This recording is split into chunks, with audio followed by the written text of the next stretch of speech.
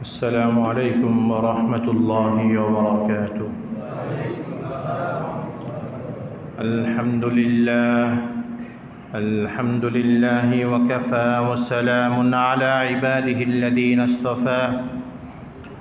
أما بعد فأعوذ بالله من الشيطان الرجيم. بسم الله الرحمن الرحيم.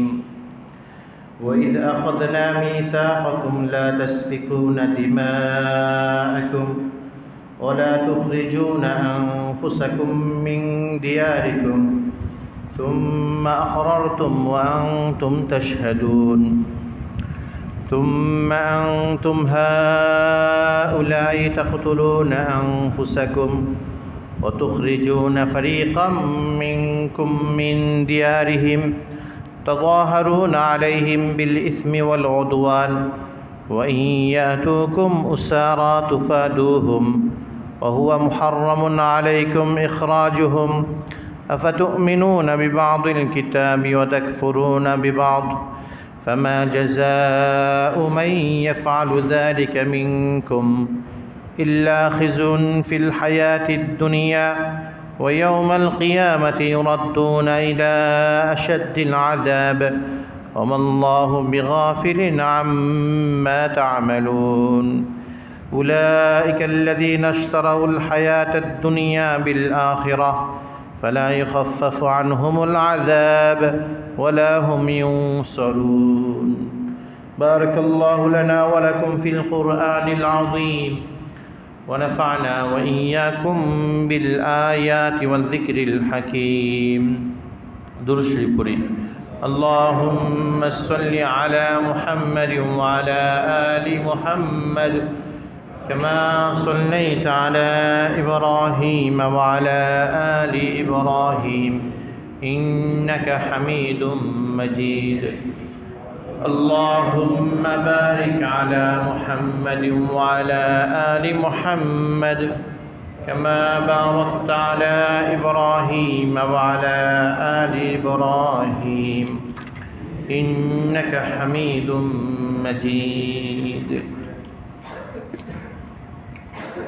আল্লাহ সুবহানাহু ওয়া তাআলার আলিশান দরবারে অসংখ্য অগণিত শুকরিয়া জ্ঞাপন করছি, যিনি আমাদেরকে জুমার নামাজ আদায় করার জন্য আল্লাহর ঘর মসজিদে আসার বসার তৌফিক দান করেছেন। আল্লাহর এই নিয়ামতের শুকরিয়া আদায়ের লক্ষ্যে অন্তরের অন্তঃস্থল থেকে একবার কালিমাতু শুকর আদায় করি, আলহামদুলিল্লাহ। আল্লাহর দেওয়া জীবন বিধান আল কোরআনুল কারীম, এই কোরআনে কারীমের মধ্যে আল্লাহ তাআলা আমাদের জন্য যত বিধিবিধান দিছেন, হুকুম আহকাম দিছেন, এগুলো আমাদের জন্য, আমাদের লাভের জন্য দিছেন না আমাদের লসের জন্য দিছেন? এই ইয়াকিন ও বিশ্বাস একজন মুমিনের হৃদয়ের মধ্যে থাকতে হবে। যখন সে বিশ্বাস করবে যে আল্লাহর দেওয়া কোরআনের বিধানগুলো সবটাই আমাদের লাভের জন্য দিছেন, তখন সে কোরআনের যে হুকুমটা তার কাছে ভালো লাগে সেটার উপর আমল করবে, আর কোরআনের যে হুকুমটা তার কাছে খারাপ লাগে সেটার উপরে কি করবে? আমল করবে।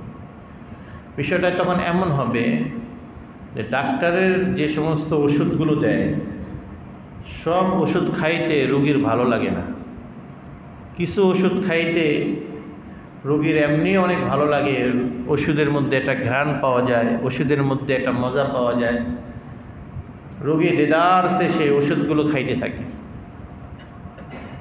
আর কিছু ওষুধ আছে এমন যে ওষুধের মধ্যে একটা দুর্গন্ধ সৃষ্টি হয়, কিংবা যে ওষুধগুলো খাইতে তিতা লাগে, অস্বাদ লাগে, এমন সব ওষুধগুলো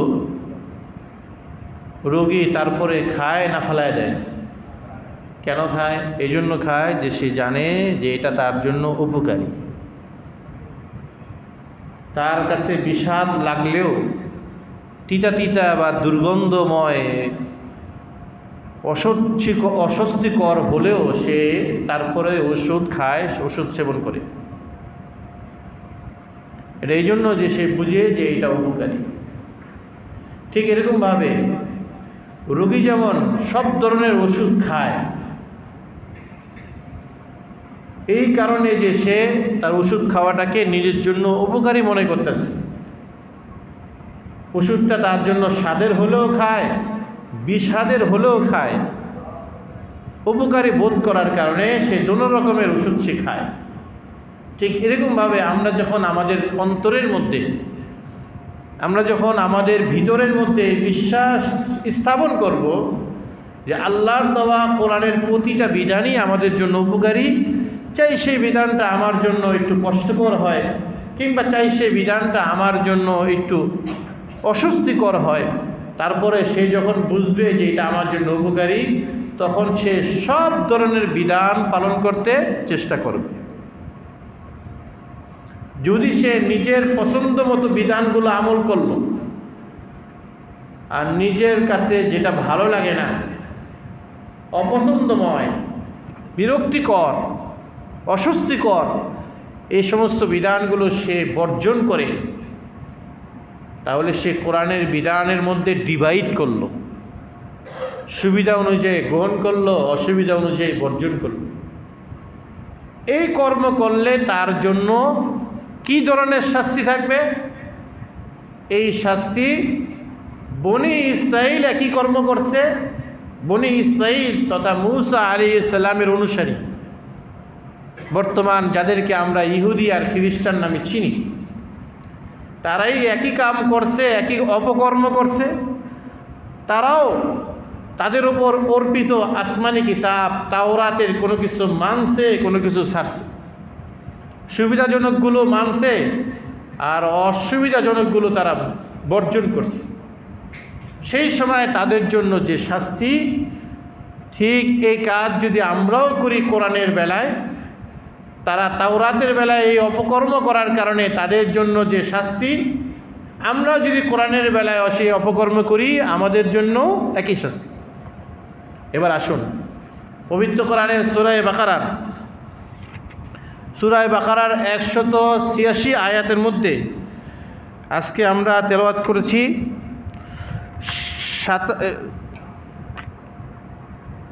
আজকে আমরা তেলাওয়াত করেছি 84, 85, 86 আয়াত। 84, 85, 86 তিনটি আয়াত। এই আয়াতের মধ্যে আল্লাহ রাব্বুল আলামিন এই কথাটা ব্যক্ত করবেন, একটা প্রেক্ষাপট তুলে ধরবেন যে হযরতে মূসা আলাইহিস সালাতু ওয়াস সালাম যখন তুর পাহাড় থেকে বনি ইসরাইল তথা ইহুদি জাতিদের জন্য তাওরাত কিতাব যখন নিয়ে আসেন, তখন নিয়ে আসার পরে মূসা আলাইহিস সালাতু ওয়াস সালাম ইহুদি জাতির থেকে অঙ্গীকার নিছেন, তাদের থেকে পাক্কা আহাদ, অঙ্গীকার, চুক্তি নিছেন যে তোমরা তাওরাতের উপর আমল করবে কিনা আমাকে অঙ্গীকার দাও। লম্বা ইতিহাস, সেই ইতিহাসগুলো আগে আমরা বলছি। প্রথমে বনি ইসরাইল অস্বীকার করছে, পরে আল্লাহ তাআলা তাদেরকে স্বীকারোক্তি করার জন্য আল্লাহ তাআলা পাশের পাহাড়টা তাদের উপর চেপে ধরছেন। এটা দেখে ভয়ে, পাহাড়ের তলে পিষ্ট হওয়ার ভয়ে তারা তখন মেনে নিয়েছে যে আমরা তাওরাতের উপর আমল করব। এরপরে আল্লাহ তাআলা রসুল হযরতে মূসা আলাইহিস সালাতু ওয়াস সালাম তাদের থেকে অঙ্গীকার নিলেন। ওই সময় তারা অঙ্গীকার করছিলেন, কসমের সাথে অঙ্গীকার করছে যে আমরা খোদার কসম করে বলতেছি তাওরাতের উপর আমল করব। তো আল্লাহ রাব্বুল আলামিন এই কসম নিয়ে তাদেরকে 3টা বিধান দিলেন। তাওরাতের মধ্যে ইহুদিদের জন্য কয়টা বিধান দিলেন? 3টা বিধান দিলেন। 1 নম্বর বিধান আল্লাহ তাআলা তাদেরকে দিলেন যে তোমরা পরস্পরে খুন খারাপি তথা একে অপরকে হত্যা করবে না। এই 1 নম্বর বিধান। 2 নম্বর তাদেরকে বিধান দিলেন যে তোমরা একজন আরেকজনকে ঘর ছাড়া করবে না। ঘর ছাড়া, গ্রাম ছাড়া, মহল্লা ছাড়া, এলাকা ছাড়া, দেশ ছাড়া এই কাজগুলো করবে না। এই দুইটা বিধান দেওয়ার পরে আল্লাহ তাআলা তৃতীয় আরেকটা বিধান দিলেন, যদি কোনো শত্রু তোমাদের কাছে বন্দী হয়, তোমাদের কোনো শত্রু যদি তোমাদের কাছে বন্দী হয়, তাহলে তাকে মুক্তিপণ নিয়ে, ফিদিয়া নিয়ে, কিছু পয়সা করি নিয়ে তাকে তোমরা ছেড়ে দিবে। তিনটা বিধান। এই তিনটা বিধানের মধ্যে প্রথম দুইটা বিধান, অর্থাৎ পরস্পরে খুন খারাপি করবে না এবং একজন আরেকজনকে ঘর ছাড়া করবে না, এই প্রথম দুইটা বিধান, তাওরাতের এই দুইটা বিধান তারা অমান্য করছে বনি ইসরাইল। তারা অমান্য কেন করল? তারা বলছে যে শত্রুকে তো পরাজিত করতে হয়, শত্রুকে তো সবসময় ডাউন করে রাখতে হয়, শত্রুকে ডাউন করা ছাড়া তো কোনো উপায় নেই, কোন সময় শত্রু আমার আবার ক্ষতি করে ফেলে, এই ডাউন করে রাখতে হয়, এই স্বার্থে আমরা তাদেরকে হত্যা করছি এবং এই স্বার্থে তাদের কারোকে ঘর থেকে ঘর ছাড়া করছি। এটা হলো তাদের যুক্তি। তাহলে তাওরাতের প্রথম দুইটা বিধান, এই দুইটা বিধান তারা মানল না কেন? তাদের কাছে এই বিধান দুইটা অস্বস্তিকর মনে হয়েছে, অসুবিধাজনক মনে হয়েছে। তারা নফসের তাকাদায় এই দুইটা বিধানকে তারা পামাল করছে, দুইটা বিধানকে তারা ডিনাই করছে, অমান্য করছে। কিন্তু ওই বিধানটা তৃতীয় নম্বর যে বিধান, অর্থাৎ তৃতীয় নম্বর বিধান ছিল যে কোনো শত্রু আসলে তাকে মুক্তিপণ দিয়ে ছেড়ে দেওয়া, তখন তারা এই বিধানের উপর আমল করছে। কেন আমল করছে? তারা বলছে যে মুক্তিপণ নিলে তো এটা আমাদের জন্য উপকারী, কিছু হাতে পয়সা করে আসলো আর ওই বেচারাও বেঁচে গেল গ্রেফতারি থেকে, বেচারাও বেঁচে গেল জেলখানায় আবদ্ধ থাকা থেকে, আমাদের কাছে বন্দিখানায় আটকিয়ে থাকা থেকে। তো তারা তাওরাতের দুইটা হুকুম অমান্য করছে আর একটা হুকুমকে মানছে। এই যে তারা কাজটা করছে, এই কাজ করার কারণে আল্লাহ তাআলা তাদের জন্য শাস্তি নির্ধারণ করছে। এই মর্মে আল্লাহ তাআলা পবিত্র কোরআনে ইরশাদ করেন, ওয়াইযা আখাযনা মিসাকাকুম, আর আমি যখন তোমাদের থেকে অঙ্গীকার নিয়েছি, মূসার মাধ্যমে অঙ্গীকার নিয়েছি, এবং ইসরাইল আমি তোমাদের থেকে অঙ্গীকার নিয়েছি হযরতে মূসা আলাইহিস সালাতু ওয়াস সালামের মধ্যস্থতায়, কি লা তাসফিকুনা দিমাআকুম, তোমরা তোমাদের রক্তপাত করবে না, রক্ত প্রবাহিত করবে না, একে অপরে পরস্পরে স্বজাতির মধ্যে তোমরা খুন খারাপি, কতল, কিতাল, যুদ্ধ বিগ্রহ এগুলো তোমরা করবে না, গ্যাঞ্জাম হাঙ্গামা এগুলো করবে না। এক, ওয়ালা তুখরিজুনা আনফুসাকুম মিন দিয়ারিকুম, এবং তোমরা একে অপরকে তার ঘর থেকে বের করবে না, মিন দিয়ারিকুম তার দেশ থেকে বের করবে, ঘর ছাড়া করবে না, গ্রাম ছাড়া করবে না, মহল্লা ছাড়া করবে না, দেশ ছাড়া করবে না। তারা করছে, এদিকে তোমরা করবা, আবার তারা আসবে, তারা করবে। এই অমানবিক নির্যাতনের এই বিবরণ, এই সিলসিলা ধারাবাহিকতা চলতেই থাকবে। এক গ্রুপ অফ হয়ে যাও, আরেক গ্রুপ অফ হয়ে যাও। তুম্মা আকরারতুম ওয়া আনতুম তাশহাদুন, তোমরা এই দুইটা বিধানকে সাক্ষী হয়ে কসম করে এই দুইটা বিধানকে তোমরা মেনে নিয়েছো। কিন্তু তুম্মা আনতুম হাউলাই, কিন্তু এই তোমরাই তাকতুলুনা আনফুসাকুম, তোমরা একে অপরকে হত্যা করছো, পরস্পরে লড়াই করছো, কতল করছো, দেশের মধ্যে খুন খারাপি করছো, রক্তপাত করছো, শান্তি শৃঙ্খলাবদ্ধ এই সমাজের মধ্যে তোমরা অশৃঙ্খলা সৃষ্টি করেছো। তুম হাউলাই তাকতুলুনা আনফুসাকুম, অতঃপর তোমরাই একে অপরকে খুন খারাপি করছো। ওয়া তুখরিজুনা ফারিকাম মিনকুম মিন দিয়ারিহিম, আর কাউকে তার ঘর থেকে, তার মহল্লা থেকে, তার গ্রাম থেকে, তার দেশ থেকে তুখরিজুনা বের করে দিয়েছে, ইখরাজ করেছে, বহিষ্কার করেছে, কাউকে হত্যা করেছ, কাউকে ঘর ছাড়া করেছ। কেন করছো? তাযাহারুনা আলাইহিম বিল ইসমি ওয়াল উদওয়ান, তাদের সাথে এই দুইটা কাজ করছো গুনাহের প্রেক্ষিতে, ওয়াল উদওয়ানি বাড়াবাড়ি করে করছো। কেন? এই দুইটা মাধ্যমে তোমরা তাদের উপর বিজয়ী হইতে চাইছো। কিন্তু বাস্তব কথা হলো এই, খুন খারাপি করে, কাউকে দেশের থেকে করে আসলে বিজয়ী হওয়া যায় না। জালেম হওয়া গেলেও বিজয়ী হওয়া যায়। বিজয়ী হতে হলে অপরাধীকে তার শাস্তি দিয়ে ন্যায্য বিচার কায়েম করলেই তবেই বিজয় হয়ে যায়। ওয়াইয়াতুকুম উসারা 3 নম্বর ছিল, তোমাদের কাছে যখন আসে উসারা, কোনো বন্দি আসে, কাউকে যদি তোমরা গ্রেফতার করো, বন্দি করো, তুফাদুহুম, তখন তোমরা মুক্তিপণ নিয়ে তাকে ছেড়ে দাও। একজন বন্দী হয়ে আসলো, তাকে তোমরা মুক্তিপণ নিয়ে ছেড়ে দাও। তাওরাতের এই বিধানের উপর তোমরা ঠিকঠাক আমল করতেছ,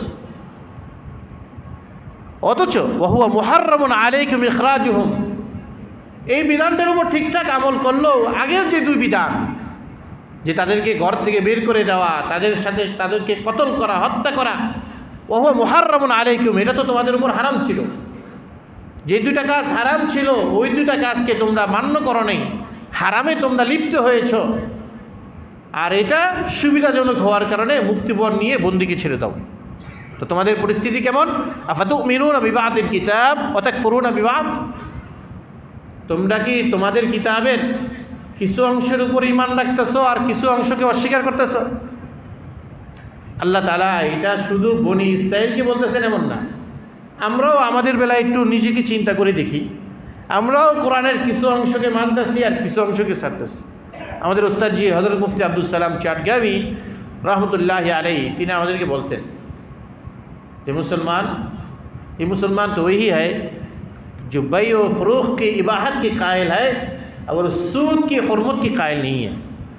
मुसलमान तो एमन যে ব্যবসা বাণিজ্য আল্লাহ তাআলা হালাল করছেন এটাকে তারা মেনে নেয়, কিন্তু সুদকে তারা হারাম করছেন এটাকে তারা মানে না। ব্যবসা করা সুন্নত, ব্যবসা করা ভালো, দিদার সে ব্যবসা করে ভালো, কিন্তু সুদ যে হারাম, সুদকে বর্জন করা চাই, এটাকে তারা মানে না। তো আমাদের পরিস্থিতিটা যেমন, ঠিক বনি ইসরাইলের একই পরিস্থিতি ছিল। আফাতুমিনুনা বিবাদিল কিতাব ওয়া তাকফুরুনা বিবাদ, তোমরা কি তাওরাতের কিছু অংশের উপর ঈমান রাখো আর কিছু অংশকে অস্বীকার করো? তাওরাতের কিছু অংশের উপর তোমাদের ঈমান আছে আর কিছু অংশের বেলায় তোমরা কুফরি করতেছো। ফামা জাযাউ মান ইয়াফআলু যালিকা মিনকুম, তোমাদের মধ্য থেকে যারা এই হেন কাজ করলো, অর্থাৎ কিতাবের মধ্যে ডিভাইড করলো, কিছু মানলো কিছু ছাড়লো, আসমানি কিতাবের মধ্যে যারা ডিভাইড করলো, কিছু অংশ মানলো কিছু অংশ ছাড়লো, এই কাজ যদি করে ফামা জাযাউ, তাহলে তার শাস্তি কি হবে বলো? ইল্লা খিজুন ফিল হায়াতিদ দুনিয়া, যারা হেন কাজ করে আল্লাহ তাআলা এমনও জাতিকে দুনিয়ার মধ্যে অপদস্থ করে দুনিয়ার থেকে বিদায় করে। নাউজুবিল্লাহ মিন যালিক। বনি ইসরাইলকে আল্লাহ তাআলা এই কোরআন তাওরাতের মধ্যে, আসমানি কিতাবের মধ্যে ডিভাইড করার কারণে তাদেরকে আল্লাহ তাআলা অপদস্থ করছে। তাদের কাউকে বানর বানায় দিয়েছেন। কুনু কিরাদাতান খাসিন, हो जाओ बंदर, खासीन खसरत वाले बंदर हो जाओ তোমরা বানর, ক্ষতিগ্রস্ত বানর হয়ে যাও। মানুষ যদি বানর হয়ে যায়, মানুষের চেহারা যদি বিগড়ানো থাকে, ধরেন আপনার এক বন্ধু দীর্ঘদিন পর আপনার কাছে আসছে, দেখলেন যে তার চেহারা বিগড়ানো, আগের মতন সেই সজীবতা, সবুজতা এবং সৌন্দর্যতা এটা তার মধ্যে নেই, তখন আপনার কাছে দেখতে খারাপ লাগবে কি না? বলে খারাপ লাগবে কি, খারাপ লাগবে না? ঠিক মানুষ যদি বানর হয়ে যায় তখন কি খারাপ আরও বেশি লাগবে কি না? আরও বেশি লাগবে। আল্লাহ তাআলা বনি ইসরাইলদেরকে তারা তাওরাতের মধ্যে, আসমানি কিতাবের মধ্যে ডিভাইড করার কারণে আল্লাহ তাআলা তাদেরকে বানর বানিয়ে দিয়েছে। তারা এমন বানর ছিল যে বানরের গোষ্ঠীতে গেলে বানররা তাদেরকে খেদায় দিত, হটাইয়া দিত, সরাইয়া দিত। আবার তারা যে বানর না, তারা যে মানুষই, পরে আল্লাহ তাআলা শাস্তিমূলক বানায় দিয়েছেন। তারা যে মানবতার বস্তির মধ্যে আসবে, থাকবে, সেখানে তারা স্থান পেত না। বানরকে কোন মানুষ জায়গা দিবে ঘরের মধ্যে? বানরকে জায়গা দেয় তারা, যারা বানর স্বভাবের অধিকারী, তারাই বানরকে জায়গা দেয়। কথা ঠিক কিনা? ইতরকে তো তারাই জায়গা দেয়, যারা নিজে ইতর, তারাই তো ইতরকে জায়গা দেয়। আল মারউ আলা দীন খালিলি ফালইয়ানজুর মান ইউখালিলু, রাসূল আকরাম সাল্লাল্লাহু আলাইহি ওয়াসাল্লাম বলেন, প্রত্যেক মানুষকে চেনা যায় তার বন্ধু দেখে চেনা যায়। আপনি কেমন, আপনি ভালো না মন্দ, হাজার ব্রিফিং দেওয়ার দরকার নেই। ডায়লগ দেওয়ার দরকার নেই, আমি ভালো বা মন্দ এটা ডায়লগ দেওয়ার দরকার নেই। আপনার কাছে আমি 1000 ডায়লগ দেওয়ার দরকার নেই। মানুষকে বোঝা যায় তার বন্ধু দ্বারা বোঝা যায়। আপনার বন্ধু দেখে আপনি বুঝবেন যে আপনি কেমন। আমার বন্ধু দেখে আমি বুঝে নিব যে আমি কেমন। আলমারু আলা দীনি খালিলিহি, প্রতিটা মানুষ তার স্বভাব চরিত্রে, দিনধারিতে, তার জীবনাচরণে, জীবন যাপনে, যাপিত জিন্দিগিতে সে তার বন্ধুর অনুপাতে চলে। ফালিয়ানজুর মান ইউখালিলু, बस वो अपने ख्याल और नज़र करे कि किसके साथ वो दोस्ती कर रहा है। প্রত্যেকে যেন চিন্তা করে কার সাথে বন্ধুত্ব করতেছে, কারণ তার সাথে বন্ধুত্ব করার অর্থই হলো আমি আবার তার মতন হয়ে যাব। যদিও সে ভালো তাহলে আমি তার মতন ভালো হয়ে যাব, যদি সে মন্দ তাহলে আমি তার সাথে মন্দ হয়ে যাব। এক কিচ্ছা মনে পড়ছে, কিচ্ছা পরে বলুন। কিচ্ছা বলতে গেলে তফসির ছুটে যাবে, কিচ্ছাটা পরে বলবো ইনশাআল্লাহ যদি মনে থাকে। তো আল্লাহ তাআলা বলেন যারা নাকি কিতাবের মধ্যে ডিভাইড করে, আল্লাহ তাআলা তাদেরকে দুনিয়াতে শাস্তি দিয়েছেন। যেমন তার ইহুদিদেরকে আল্লাহ তাআলা বানর বানায় দিয়েছেন, কিছু মানছে কিছু ছাড়ার করে। এটা হলো দুনিয়ার শাস্তি। ওয়াউমাল কিয়ামাতি, এই জন্য আমাদের শাস্তি দেখেন, আমাদের চেহারার মধ্যে রৌনক, সৌন্দর্যতা, নূরানিয়ত ভাব নেই। আমাদের চেহারার মধ্যে মুসলমানিত্ব ভাব নাই। আমরা ইবাদতের মধ্যে মজা পাই না, আমরা আমলের মধ্যে মজা পাই না, কারণ আমরা কিছু মানি কিছু সারি।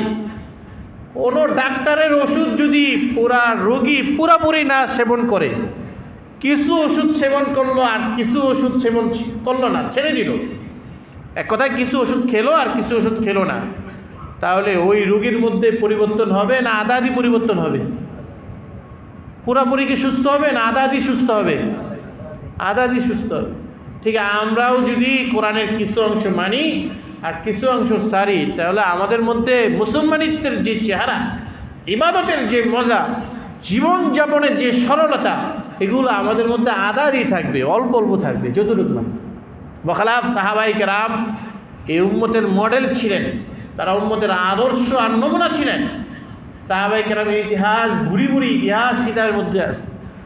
হায়াতুস সাহাবা হযরত মাওলানা ইউসুফ কান্দলবির কিতাব, হেকায়েতে সাহাবা হযরত মাওলানা শেখ জাকারিয়া রহমতুল্লাহ আলী কিতাব, এই ধরনের কিতাবগুলোর মধ্যে ভুরি ভুরি ঘটনা আছে যে সাহাবায়ে কেরামের চেহারার উজ্জ্বলতা ছিল, তাদের ইবাদতের মজা ছিল, তাদের জীবনের মধ্যে সরলতা ছিল, তাদের মধ্যে আখিরাতের প্রেরণা ছিল, তাদের প্রতিটা কর্মের মধ্যে সহজতা ছিল, তাদের ব্যবসার মধ্যে লাভ রাবাহা ছিল, তাদের প্রতিটা কাজের মধ্যে আল্লাহ তাআলা আসমান থেকে কুদরতি রহমত আর বরকতের ব্যবস্থা করে দিয়েছে। কেন দিচ্ছেন? ফুল কোরআনের উপর তারা আমল করছে, পুরা কোরআনের উপর তাদের আমল, সম্পূর্ণ কোরআনের উপর আমল ছিল। আল্লাহ বলেন যে যারা এহনো কর্ম করবে, কোরআনে কিছু মানবে কিছু ছাড়বে, তাদের জন্য দুনিয়া অপদস্থতা। ওয়াউমাল কিয়ামাতি, আর কিয়ামতের দিন হাসরের মাঠে ইউরাদ্দুনা ইলা আশাদ্দিল আযাব, আল্লাহ তাআলা তাদেরকে ধাক্কায়া কঠিন শাস্তির দিকে নিয়ে যাবে। বলেন তো আখিরাতের ময়দানে কঠিন শাস্তিটার নাম কি? জাহান্নাম। আখিরাতের ময়দানে কঠিন শাস্তির নাম কি? যারা কিতাবের মধ্যে ডিনাই করে, সুবিধাজনক হয়েছে তো বলতেছিলাম যে এখন সুবিধা, তো এখন আমরা দেশটাকে মদিনার সনদে চালাবো। আবার অসুবিধা হয়েছে তো এখন আমরা কিভাবে চলবো, আমাদের বিজাতির সাথে আমাদের সম্পর্ক করে চলতে হবে। এই যে যারা আখিরাতে, যারা দুনিয়ার মধ্যে কোরআনের মধ্যে ডিভাইড করে, পার্থক্য করে, আল্লাহ তাআলা ওয়াউমাল কিয়ামাতি ইউরাদ্দুনা ইলা আশাদ্দিল আযাব, আল্লাহ তাআলা কিয়ামতের মাঠে তাদেরকে কঠিন শাস্তির দিকে ঠেলে দিবেন, কঠিন শাস্তি জাহান্নামের দিকে ঠেলে দিবেন, অর্থাৎ জাহান্নামের ফয়সালা তাদের জন্য করে দিবেন। ওয়ামাল্লাহু বিগাফিলিন আম্মা তা'মালুন, তোমরা যে কাজগুলো করো, আমাল্লাহু বিগাফিলিন আম্মা তা'মালুন, তোমরা যা কাজ করো এই সম্পর্কে আল্লাহ তাআলা বেখবর নন। আমাদের প্রতিটা কর্ম সম্পর্কে আল্লাহ তাআলা খবর রাখেন, জানেন, দেখেন, বুঝেন, কিন্তু আমাদেরকে আল্লাহ তাআলা ছেড়ে দেন। এই জন্য ছেড়ে দেন যে আমরা যেন আবার সঠিক পথে ফিরত আসি, আমরা যেন আবার ইমানের পথে আবার যেন ফিরত আসি। এই জন্য আল্লাহ তাআলা আমাদেরকে একটু ছেড়ে দেন, ঢিল দেন। কিন্তু ঢিল দেওয়ার অর্থ এটা না যে আল্লাহ তাআলা একেবারে কিছু জানেন না, কোনো খবর রাখেন না, এমন না। আল্লাহ তাআলা সব কিছুর খবর রাখেন, কিন্তু আল্লাহ তাআলা আমাদেরকে স্পেস দেন, আমাদেরকে সুযোগ দেন, যাতে আমরা আমাদের নিজেদের বুদ্ধিতে আমরা যেন আমাদের ইমানের তাকিদে আমরা যেন আমাদের বিবেকের তাড়নায় আমরা যেন সত্যের পথে, ন্যায়ের পথে, হক এবং হক্কানিয়তের পথে ফিরত আসতে পারি, আমরা যেন ভালো হয়ে যাই। এই জন্য আল্লাহ তাআলা এরকম করছে। নচেত আল্লাহ তাআলা আমাদেরকে যদি ধরতেন, তাহলে বনি ইসরাইলের মতন প্রতিটা কাজের বেলা যদি আমাদেরকে পয়েন্ট টু পয়েন্ট ধরতেন, তাহলে আমরাও বনি ইসরাইলের মতো কেউ কেউ বানর হয়ে যেতাম, কেউ তো খচ্চর হয়ে যেতাম, কেউ শুয়োরের মতন হয়ে যেতাম। কিন্তু আল্লাহ তাআলা এমন করেন নেই, চেহারা বিগড়ে যায়। আমাদের অনেক কর্ম আছে যে কর্ম দ্বারা আমাদের চেহারা বিগড়ে যাওয়ার কথা ছিল, কিন্তু মুহাম্মদুর রাসূলুল্লাহ সাল্লাল্লাহু আলাইহি ওয়াসাল্লামের রহমতের উসিলায়, ওমা আরসালনাকা ইল্লা রাহমাতাল লিল আলামিন, আল্লাহ তাআলা তাকে রহমত হিসেবে পাঠিয়েছেন। নবী আলাইহিস সালামের রহমতের উসিলায় তাকে আল্লাহ তাআলা জগৎবাসীর জন্য রহমত, দয়া আর মায়ার মাধ্যম হিসেবে পাঠিয়েছেন। এই জন্য তার কারণে, তার উসিলায়, তার বদৌলতে আল্লাহ তাআলা আমাদেরকে এহনো বড় বড় শাস্তিতে আমাদেরকে লিপ্ত করেন না, ভোগ করান না। এই জন্য যে নবী সাল্লাল্লাহু আলাইহি সাল্লাম আল্লাহর কাছে দোয়া করছেন, আল্লাহ আমার জাতিকে আপনি বনি ইসরায়েলের মতন চেহারা বিগড়ে করেন। নচেত আমরা যারা সুদী কারবারে লিপ্ত আছি, আমাদের চেহারাটা শুয়োরের মতন হয়ে যাওয়ার কথা ছিল। আমরা যারা মুনাফিকি করি, আমাদের চেহারাটা বানরের মতন হয়ে যাওয়ার কথা ছিল। কিন্তু আল্লাহ তাআলা রাসূল আকরাম সাল্লাল্লাহু আলাইহি সাল্লামের খাতিরে এবং আমাদের ইসলাম ও সংশোধনের স্পেস দেওয়ার তাগিদে আল্লাহ তাআলা তাৎক্ষণিকভাবে আমাদেরকে ধরেন না। আল্লাহ বলেন, উলাইকাল্লাযীনা ইশতারাউল হায়াতাদ দুনিয়া বিল আখিরা, এরা ওই সমস্ত লোক যাদের কাছে আসমানি কিতাব আছে, আসমানি কিতাবের পাওয়ার পরেও এরা এগুলোর মধ্যে ডিভাইড করে।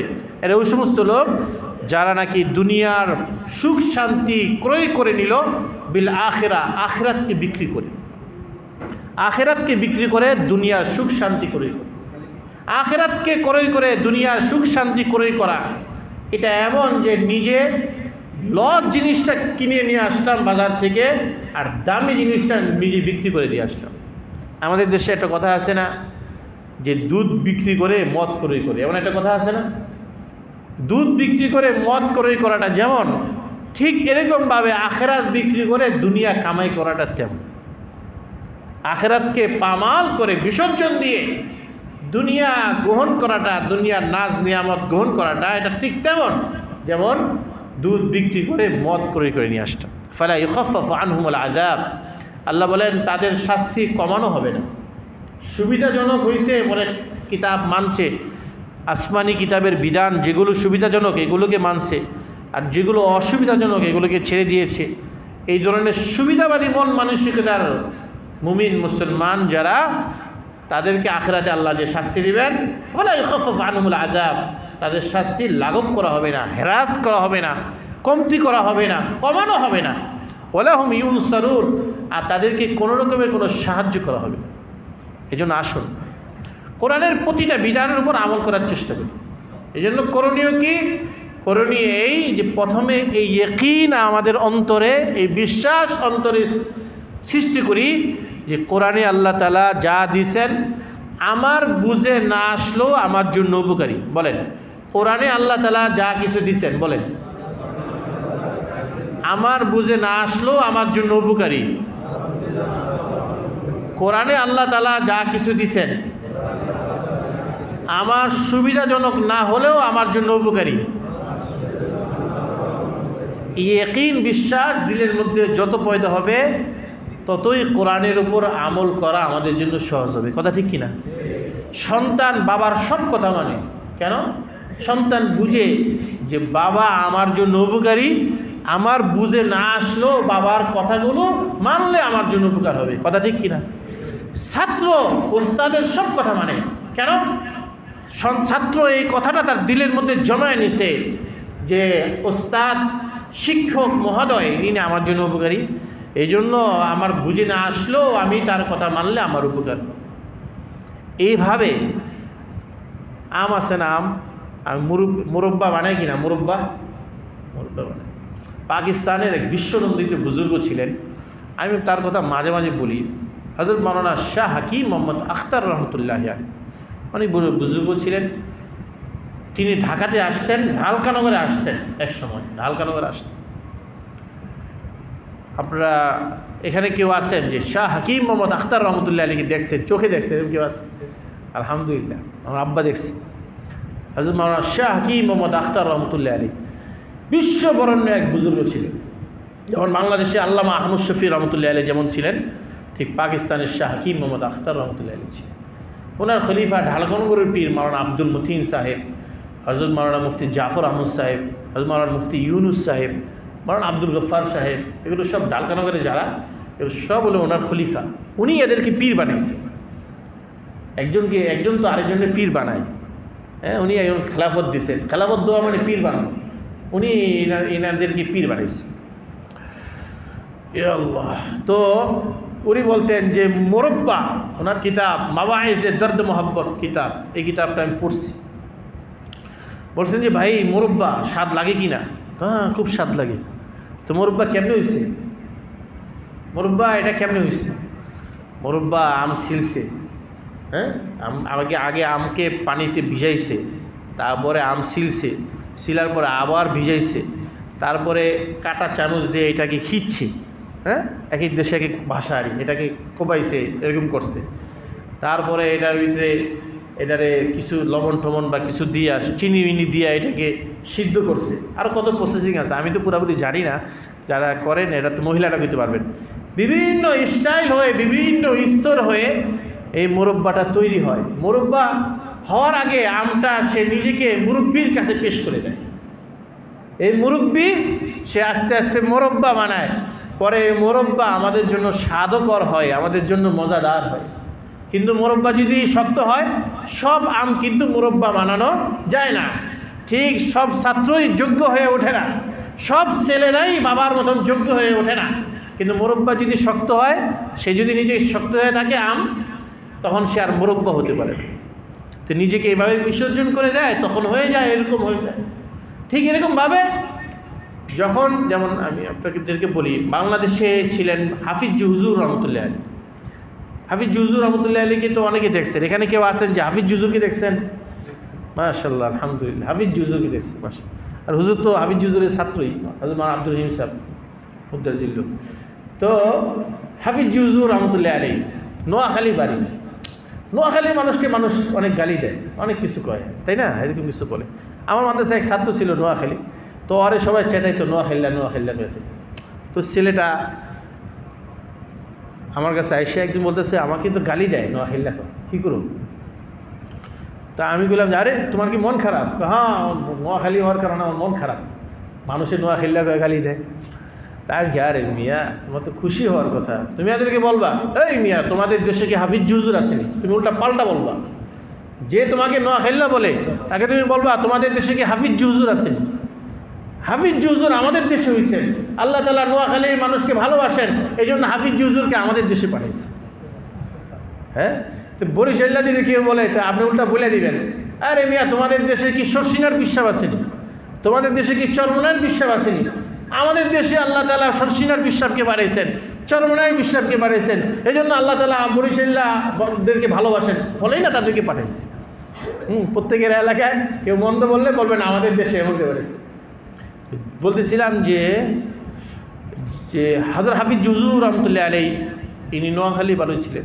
হযরত মাওলানা শামসুল হক ফরিদপুরি রহমতুল্লাহ আলাইহি, মাওলানা আব্দুল ওয়াহাব পীরজি হুজুর বড়কাটারা, ওনারা যে ছিলেন, ওনারা এই দেশ থেকে গেছেন ব্রিটিশ আমলে, ইন্ডিয়াতে পড়াশোনা করছেন, সাহারানপুর, দেওবন্দে তারা পড়ছেন, দুইটা মাদ্রাসায় তারা পড়ছেন।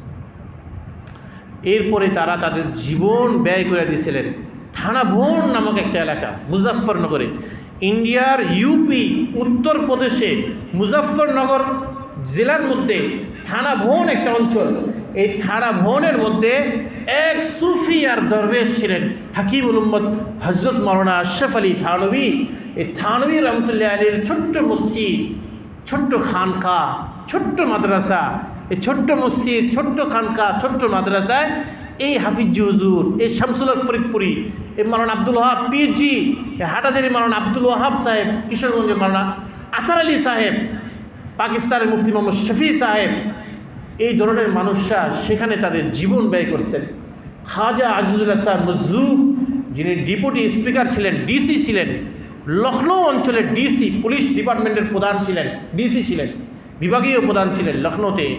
হযরত খাজা আজিজুল হাসান মজজুব রহমতুল্লাহ আলাইহি তিনি বলতেন আজীব বিষয়, ছোট্ট মসজিদ, ছোট্ট মাদ্রাসা, ছোট্ট খানখা, এগুলোতে তারা নিজেদের জীবনকে ব্যয় করছেন। মুরব্বী হাকিমুল উম্মত আশরাফ আলী থানভীর কাছে নিজেকে পেশ করে দিয়েছেন, তো তারা মুরব্বা হয়ে বের হয়ে আসছেন। তো তিনি বলতেন এই ছোটি সে মসজিদ, ये छोटी से मस्जिद थी, ये छोटी से मस्जिद थी, बस्ती थी, खुदा जाने क्या थी। তিনি বলতেন এই ছোট একটা মসজিদ, এই ছোট একটা বস্তি, এই ছোটি সে মজলিস থি, ছোট একটা খানকা, খোদা জানে কিয়া থি, আল্লাহ জানে এখানের মধ্যে কী আছে, এখান থেকে এরা তৈরি হয়েছেন। তিনি বলতেন ফেরেশতোं কি মজলিস থি, এটা ফেরেশতাদের মজলিস ছিল। ফেরেশতোं की मजलिस से बज़्म हुदा थी, এটা হেদায়েতের একটা আখড়া ছিল, হেদায়েতের একটা কারখানা ছিল। খোদা জানে কিয়া থি, আল্লাহ জানে এখানে কী আছে, এখান থেকে হাফিজ জুজুর, পীর জুজুর এরা তৈরি হয়ে আসে। তো বলতেছিলাম নিজেকে যখন পুরাপুরিভাবে কারোর কাছে পেশ করা হয়, নিজেকে যখন পুরাপুরি আসমানি কিতাবের মধ্যে পেশ করা হয়, নিজের জীবনের পুরা বিবেক বুদ্ধিকে বিক্রি করে দিয়ে যখন আসমানি কিতাবকে নিজের জন্য উপকারী মনে করা হয়, কোনো মুরব্বীকে নিজের জন্য উপকারী মনে করা হয়, তখনই নিজের ফুল উপকারটা হয়। কথা ঠিক না বেঠিক? আসমানি কিতাবকে যখন আমি মনে করবো এটা আমার জন্য পুরাটাই উপকারী, তখন এই তথাকথিত সামাজিকতা, এই ঘুণে ধরা কুসংস্কারে বেড়ে ওঠা এই সামাজিকতা, এগুলো আমার দিলের মধ্যে, অন্তরের মধ্যে, আমার মাথার মধ্যে কাজ করবে না। বরং আমি দেদার সে আসমানি কিতাবের উপর যখন আমল করতে থাকবো, তা আল্লাহ তাআলা আমাকে দুনিয়াতেও শান্তি দিবেন এবং আখিরাতেও মুক্তি দিবেন। কথা ঠিক না বেঠিক? আসুন আমরা কোরআনকে নিজের জন্য উপকারী মনে করি, আমরা আসমানি কিতাবের প্রতিটা বিধানকে নিজের জন্য উপকারী মনে করি, তবেই আল্লাহ তাআলা আমাদের জিন্দেগিতে শান্তি দিবেন এবং আখিরাতে সুখ দিবেন। যেমন ছিলেন হযরতে সাহাবায়ে কেরাম রিদওয়ানুল্লাহ তাআলা আলাইহিম আজমাইন, তারা আসমানি কিতাবটা তাদের জন্য উপকারী মনে করছেন। ফলে যখন মদ হারাম হওয়ার কথা কোরআনে কারীমে ঘোষণা আল্লাহ তাআলা দিলেন, হুররিমাত আলাইকুমুল মাইতাতু ওয়াদ-দামু ওয়াল খামরু ওয়াল মাইসির, যখন আল্লাহ তাআলা কোরআন কারীমের মধ্যে মদ হারাম হওয়ার ঘোষণা দিলেন, তখন সাহাবায়ে কেরাম যারা দেদারসে মদ পান করতেন, যারা সবসময় তাদের হাতে মদের হাঁড়ি থাকতো, যাদের ঘরের মধ্যে মদের মটকা থাকতো, বিভিন্ন কিসমের মদ যাদের ঘরের মধ্যে সোফা হিসাবে থাকতো, তারা সেগুলোকে শো হিসাবে রাখতেন। যখন সাহাবায়ে কেরাম দেখলেন যে কোরআনের সবটাই আমাদের উপকারী, আর কোরআনের আয়াত যখন নাজিল হইল যে মদ হারাম, তো সাহাবায়ে কেরাম এই মদগুলো নিয়ে ঘরের থেকে রাস্তায় ভেঙে ফেললেন।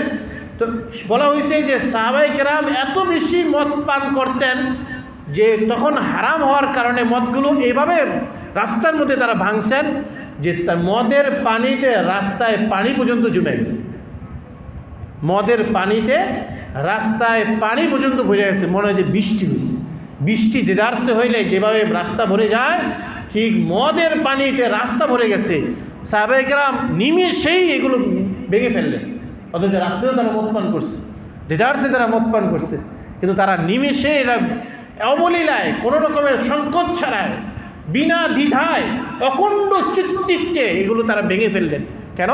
এই জন্য যে তারা জানেন যে কোরআনের যখন যে হুকুমটা আমার জন্য আসবে তখন সেটা উপকারী, আমি সেই ব্যাপারে আসক্ত হইলেও এটা যদি আমি ছেড়ে দেই তবেই আমার উপকারী, এই জন্য তারা এটা করছে। আসুন আমরা কোরআনকে মহব্বত করতে শিখি, কোরআনকে ভালোবাসতে শিখি।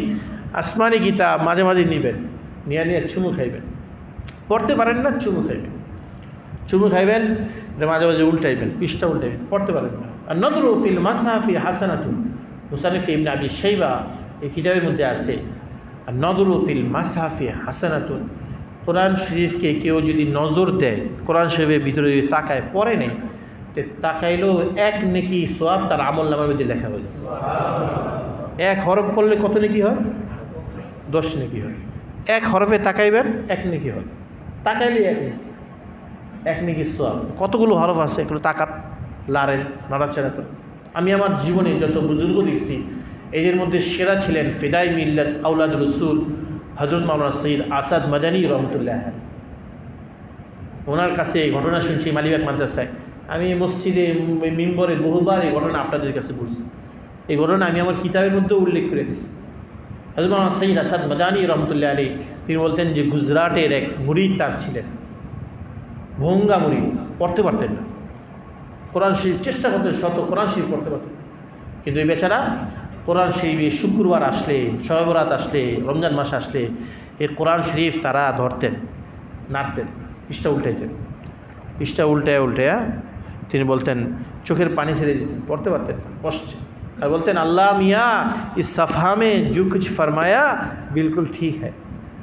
আল্লাহ সাহেব, আল্লাহ এখানে, আল্লাহ তাআলা এখানে যা বলছেন একেবারে ঠিক, আমি যদিও বুঝি না, একেবারে ঠিক। এইভাবে পৃষ্ঠা উল্টে হযরত মাওলানা সৈয়দ আসাদ মাদানী রহমতুল্লাহ আলাইহি তিনি বলেন আমার এই মুরিদ মারা গেছে, আমি পরে স্বপ্নে দেখছি যে আল্লাহ তাআলা হাশরের মাঠে তাকে ভালো অবস্থায় রাখছেন, জান্নাতের ফয়সালা করে দিয়েছেন। তা আমি বললাম যে কী বাবা তোমার কী পরিস্থিতি, তোমাকে এরকম মর্যাদা আল্লাহ তাআলা কীভাবে দিলেন? আল্লাহ তাআলা আমার গুনাহগুলো দেখছেন, আমলনামার মধ্যে গুনাহ আছে না, গুনাহগুলো দেখছেন। আল্লাহ তাআলা রাগও তো চেহারার মধ্যে ছিল, তার চেহারার মধ্যে রাগ ছিল। তো যখন গুনাহগুলো দেখছেন, শেষে যে আমার আমলনামার মধ্যে এই আমল দেখছেন যে আমি কোরআনের দিকে নজর দিতাম আর কোরআনকে মহব্বত করে পৃষ্ঠাগুলো আমি দেখতাম, তখন আল্লাহ তাআলা বলছেন আমার পাক কালামের প্রতি তোমার মহব্বত আর এমন ভক্তি, শ্রদ্ধার, ভালোবাসা, প্রেম থাকার কারণে আমি তোমার সমস্ত গুনাহ খাতা মাফ করে তোমার জান্নাতের ফয়সালা করে দিলাম। কোরআনের ইজ্জত দিলের মধ্যে পয়দা করুন। আসুন আমরা কোরআনকে মহব্বত করি, কোরআনওয়ালা ব্যক্তিদেরকে মহব্বত করি, কোরআনওয়ালা প্রতিষ্ঠানগুলোকে মহব্বত করি। আল্লাহ তাআলা আমাদের সকলকে আমল করার তৌফিক দান করুন। ওয়া আখিরু দাওয়ানা আলহামদুলিল্লাহি রাব্বিল আলামিন।